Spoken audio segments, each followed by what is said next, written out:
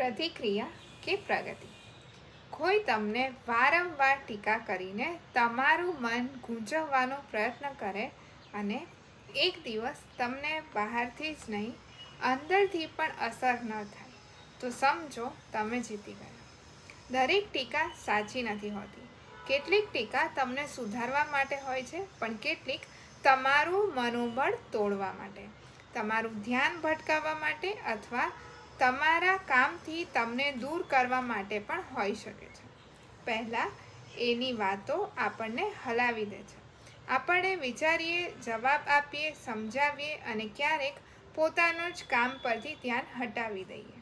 પણ એક દિવસ તમે નક્કી કરો, મારે આમાં નથી પડવું, અને માત્ર બહારથી જ નહીં અંદરથી પણ એ વાતને તમારા મનમાં વધારે જગ્યા ન આપો, તો એ ક્ષણે તમારી જીત છે. કારણ કે શાંતિથી ચૂપ રહેવું અને અંદરથી પણ અશાંત ન થવું બંનેમાં ખૂબ ફરક છે. પહેલું માત્ર પ્રતિક્રિયા રોકવી છે, જ્યારે બીજું પોતાની અંદરથી જ પ્રતિક્રિયા છોડી દેવી છે. અને મને લાગે છે આ સમજ જો આપણે સાથે રહેનારા નાના બાળકોને પણ શીખવીએ તો એ જીવનની બહુ મોટી ભેટ છે.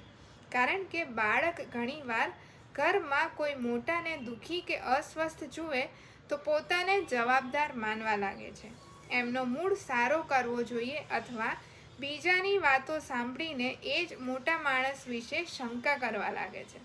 કદાચ મારામાં જ કંઈ ખોટું છે, પણ એને જો આપણે શીખવીએ કે દરેક વાત તમારા નિયંત્રણમાં નથી, દરેક માણસનો મૂડ એ તમારી જવાબદારી નથી અને દરેક ટીકા તમારા વિશેનું સત્ય નથી, અને જે તમારા હાથમાં છે એટલું જ કરો. તમારું કામ, તમારી જવાબદારી, તમારો વિકાસ અને તમારી શાંતિ, તમારી વિચારસરણી. તમારે બીજાના ભારને પોતાના ખભા પર ઉઠાવવાની જરૂર નથી.